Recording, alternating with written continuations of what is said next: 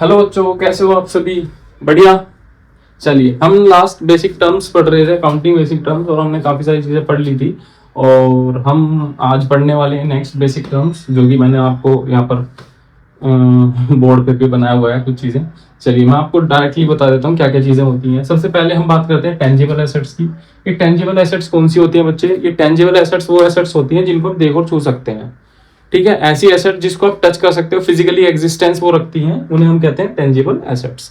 For example, हमारा furniture या building, ये हमारे एग्जांपल्स हैं किसके? टेंजिबल एसेट्स के। क्लियर बच्चों? नेक्स्ट हम बात करते हैं इंटेंजिबल एसेट्स की। ऐसी एसेट्स जो कि फिजिकली एग्जिस्टेंस नहीं रखती हैं, उसे हम कहते हैं इंटेंजिबल एसेट्स। इसमें हमारा एग्जांपल होता है गुडविल का। अब गुडविल क्या होती है बेटा? जनरली किसी भी बिजनेस की रेपुटेशन को हम उस गुडविल को, किसी भी बिजनेस की रेपुटेशन जो होती है बच्चे, वो उस बिजनेस की क्या होती है? गुडविल होती है ना। जैसे आप देखेंगे, आपने जैन सिकंजी का नाम सुना होगा, या और बहुत सारे बीकानेर वाला, ये सभी क्या है? उनकी अच्छी गुडविल है, इस वजह से वहां पर वो सामान ज्यादा महंगा बिकता है, इसीलिए उसको क्या कहते हैं? इंटेंजिबल एसेट्स कहते हैं। नेक्स्ट हम बात करते हैं रिसीप्ट्स एंड एक्सपेंडिचर की। देखो, रिसीप्ट्स क्या होती है? हमें आने वाले फ्यूचर में कोई चीज मिलने वाली है, सॉरी, या तो मिलने वाली है या मिल गई है, ठीक है, कोई अमाउंट, बेसिकली वो हमारी रिसिप्ट्स के अंदर काउंट होती है। ठीक है, जहां से हमें कोई अमाउंट मिल रही है, बेसिकली वो हमारी किस में काउंट होगी? रिसिप्ट्स में काउंट होगी। ये दो तरीके के होते हैं, कैपिटल रिसिप्ट और एक रिवेन्यू रिसिप्ट। सर आप कुछ एग्जांपल बताइए। तो एग्जांपल क्या है बेटा? कैपिटल रिसिप्ट वो रिसिप्ट है जो कि हमारी बेसिकली एक साल से ज्यादा हमें हेल्प करने वाली है, या एक साल से ज्यादा हमें यूज में आ सकती है। जैसे कि आपने बैंक से लोन लिया, तो बैंक से लोन लोगे आप, वो with in more than 1 year आप उसको यूज करने वाले हो, तो वो हमारा कैपिटल रिसिप्ट्स के अंदर आएगा। रिसिप्ट्स बेसिकली, कैपिटल रिसिप्ट्स क्या होती है? दो तरीके से होती है, या तो आपका लाइबिलिटी बढ़ रही होगी या एसेट्स कम हो रही होगी, that is called capital receipts. Liability बढ़ने का मतलब है बैंक से आप लोन लोगे तो क्या होगा? लाइबिलिटी बढ़ जाएगी। और बैंक में आपने कोई एसेट्स आप बेच दोगे तो उससे भी क्या होगा? आपकी एसेट्स कम हो जाएगी। तो ये इसका एग्जांपल है कैपिटल रिसिप्ट्स का। रिवेन्यू रिसिप्ट्स क्या होती है बच्चे? रिवेन्यू रिसिप्ट्स होती है जहां पर आपको कोई चीज, बेसिकली जहां मतलब आप अपनी गुड्स एंड सर्विसेज को बेचकर आप कोई चीज अर्न कर रहे हो, कुछ कमा पा रहे हो या कुछ मिल रहा है, that is called revenue receipts. जैसे आपने कोई माल बेचा या आपने कोई सर्विस प्रोवाइड करी, जैसे सीए लोग होते हैं, वो क्या करते हैं? ऑडिट वगैरह करते हैं, या फिर कोई आईटीआर फिल करते हैं, तो वो उसके लिए जो उन्हें रिसिप्ट, उन्हें जो पेमेंट मिलती है, उसे हम क्या कहते हैं? रिवेन्यू रिसिप्ट्स कहते हैं। ठीक है अच्छे। नेक्स्ट हमारा आता है एक्सपेंडिचर। एक्सपेंडिचर क्या होता है? ये भी दो तरीके से बात काम करता है। जहां पर हमारा खर्चा हो रहा है, मतलब पेमेंट हमारी जा रही है, पैसा हमारे पास से जा रहा है, उसे हम कहते हैं कैपिटल, उसे हम कहते हैं एक्सपेंडिचर। अब ये भी दो तरीके से काम करता है, capital and revenue. Capital expenditure कौन सा होता है? कैपिटल एक्सपेंडिचर बेटा वो होता है जो कि हमें मोर देन 1 ईयर हेल्प देने वाला है ना, वो हमारा कैपिटल एक्सपेंडिचर होता है। जैसे कि एग्जांपल हम लेते हैं, जैसे कि आपने जब बैंक लोन लिया था तो उसको पेमेंट करनी पड़ेगी ना, तो उससे हमारी लायबिलिटी कम होगी, या तो लायबिलिटी कम हो या एसेट्स बढ़ जाए, वो हमारा होता है कैपिटल एक्सपेंडिचर। ठीक है, जैसे आपने कोई बिल्डिंग खरीद ली, तो उसमें आपका क्या होगा? पैसे, आपके बहुत सारे पैसे जाएंगे ना, तो वो हमारा क्या होगा? कैपिटल एक्सपेंडिचर होगा। रिवेन्यू एक्सपेंडिचर क्या होता है? जब आप कोई सर्विस मतलब अपने बिजनेस को रन करने के लिए जो आप पैसा खर्च करते हो, उसे हम रिवेन्यू एक्सपेंडिचर कहते हैं। ठीक है, जैसे कि इसका आप बात करें, रेंट हो सकता है, वेजेस हो सकता है, सैलरी हो सकता है। तो आप रेंट दोगे, वेजेस दोगे, तो वो जब आप दे रहे हो, क्यों दे रहे हो? क्योंकि आपको अपने बिजनेस को रन करना है। ठीक है, तो वो किसमें आता है? हमारा रिवेन्यू एक्सपेंडिचर के अंदर, जो कि विद इन अ ईयर हमारा काउंट होता है। नेक्स्ट हम बात करते हैं परचेज एंड सेल्स की। देखो, परचेज क्या होता है बच्चे? परचेज होता है हमारा जनरली किसी भी चीज को खरीदना, दैट इज कॉल्ड परचेज। अब इसमें हमारा गुड्स भी परचेज किया जा सकता है, या कोई एसेट्स भी परचेज की जा सकती है ना। या तो गुड्स परचेज करेंगे या आप एसेट्स परचेज करेंगे। अब ये मतलब खरीदेंगे।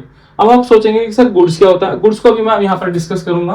पहले आप ये समझ लीजिए कि परचेज क्या होता है। परचेज बेसिकली खरीदना होता है।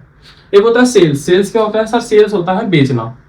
अब क्या बेचना? ठीक है, कुछ भी बेच सकते हो आप, कोई अपना गुड्स बेच सकते हो, कोई आप एसेट्स बेच सकते हो। तो गुड्स क्या होता है वो फिर से मैं बता रहा हूं, यहाँ पर हम डिस्कस करेंगे। पहले आप ये समझ लीजिए कि गुड्स क्या होता है ना।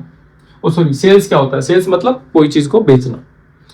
ठीक है, नेक्स्ट आता है स्टॉक। चलो, स्टॉक को पढ़ने से पहले हम पहुंचते हैं अपने गुड्स पे। सर गुड्स क्या होता है? गुड्स बेसिकली वो चीज होती है जिस चीज का हम बिजनेस कर रहे हैं। हम बिजनेस सपोज करिए किसी फर्नीचर का कर रहे हैं, या हम क्लोथ्स का कर रहे हैं, या हम फूड आइटम्स का कर रहे हैं, जिस भी चीज का हम बिजनेस करते हैं उसी चीज को हम गुड्स बोलते हैं। आपने सुना होगा, अगर आप मार्केट वगैरह में गए होंगे तो वहां पर बोला जाता है कि भैया माल खत्म हो रहा है, तो गुड्स का मतलब है माल। जैसे कोई आप सपोज करिए मिस्टर छोटू है हमारे, ये छोटू जी के पास सपोज करिए कपड़ों का बिजनेस है। आप जाओगे कि कहोगे सर हमें कपड़े जींस दिखाइए, ये दिखाइए, तो वो क्या कहेंगे, सर माल अभी खत्म है, आएगा माल। तो माल किसको कह रहा है, वो गुड्स को कह रहा है बेसिकली, है ना, क्योंकि उसके लिए क्लोथ्स नहीं है, उसके लिए वो माल है, गुड्स है। अगर उसका फर्नीचर का बिजनेस होता, आप फर्नीचर के लिए लेने के लिए गए, तो वो उसके लिए फर्नीचर जो है वो क्या है, गुड्स है, माल है। तो बेसिकली ये जो छोटू है, इसका जिस भी चीज का बिजनेस होगा ये उसी चीज को माल बोलता है, गुड्स बोलता है ना। तो आप जैसे सपोज करिए हमारा बिजनेस है कपड़ों का, तो मेरे लिए कपड़े कपड़े नहीं है, मेरे लिए वो कपड़े माल है, गुड्स है। तो बेसिकली गुड्स क्या होगा, जिस चीज का हम बिजनेस करते हैं, है ना। आगे चलते हैं, ये समझ गए आप गुड्स क्या होता है। अब होता क्या है, बहुत बार जिस चीज का हम बिजनेस कर रहे हैं हमेशा ऐसा तो है नहीं कि वो सारा ही बिक जाएगा, है ना भाई, विद इन ईयर हम, ऐसा तो नहीं है जितना माल हमने खरीदा सारा ही बिक गया। तो बहुत बार ऐसा होता है कुछ अनसोल्ड गुड्स रह जाता है। क्या रह जाता है, अनसोल्ड गुड्स। अनसोल्ड गुड्स ऐसा गुड्स मतलब जो हमने बेचने से रह गया है, उसे हम क्या कहते हैं बेटा, उसी अनसोल्ड गुड्स को हम कहते हैं स्टॉक। ठीक है बच्चे, ये भी दो तरीके का होता है, एक ओपनिंग स्टॉक होता है, क्लोजिंग स्टॉक होता है। ओपनिंग स्टॉक वो स्टॉक होता है जो साल के शुरुआत में है, 1 अप्रैल को, सॉरी हाँ 1 अप्रैल को जो स्टॉक है वो ओपनिंग स्टॉक है, 31 मार्च को जो स्टॉक है वो क्लोजिंग स्टॉक है। इसके भी 3 टाइप होते हैं, एक होता है हमारा रॉ मटेरियल, एक होता है हमारा वर्क इन प्रोग्रेस, एक होता है हमारा फिनिश्ड गुड्स।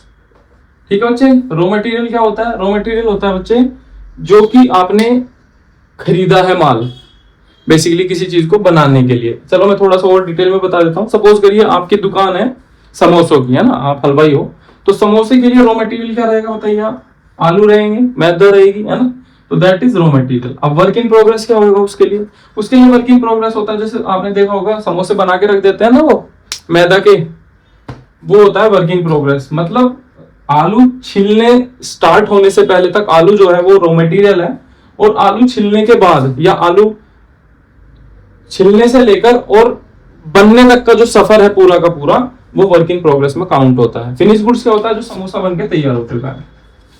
तो basically raw material, work in progress and finish goods, इन तीनों का ही हमारा स्टॉक निकल के आता है, जिसे हम स्टॉक कहते हैं। नेक्स्ट होता है हमारा trade receivable and trade payable. Trade receivable क्या होता है बच्चे, ट्रेड रिसीवेबल वो चीज होती है बच्चे जो कि हमें नियर फ्यूचर मिलने वाला है, कहीं से हमें पैसे मिलने वाले हैं, तो हमारा ट्रेड रिसीवेबल में काउंट होगा। नियर फ्यूचर में कोई पेमेंट करनी है तो वो हमारा ट्रेड पेबल में काउंट होगा। जैसे कि डेटर है और क्रेडिटर है। अब ये डेटर क्या है, क्रेडिटर क्या है, इसको हम डिटेल में पढ़ेंगे नेक्स्ट क्लास में। फिलहाल आप इतना समझ लीजिए कि जो डेटर है ना, ये वो व्यक्ति है, ये वो संस्था है जो हमें नियर फ्यूचर पैसे देने वाले हैं, है ना। जैसे आपने किसी को उधार माल बेचा, तो वो बंदा आपको नेक्स्ट मंथ या कभी भी आपको पैसे देगा ना, तो वो आपके लिए डेटर है। लेकिन क्रेडिटर कौन है, जिसको आपको पे करना है। जैसे आपने किसी से उधार पैसे ले रखे हैं तो आपको पे करने पड़ेंगे ना, तो वो किस में काउंट होंगे, हमारे क्रेडिटर में। ठीक है बच्चे, होपफुली आपको ये वीडियो यहाँ तक समझ आ गई होगी, और कोशिश करता हूँ कि और अच्छे से आप, अगर कोई चीज समझ नहीं आ रही आप कमेंट बॉक्स में लिख सकते हो, मैं फिर से आपको एक्सप्लेन कर दूंगा। अदरवाइज अगर आपको अच्छी लगी वीडियो तो शेयर कर देना। ठीक है बच्चों, चलिए।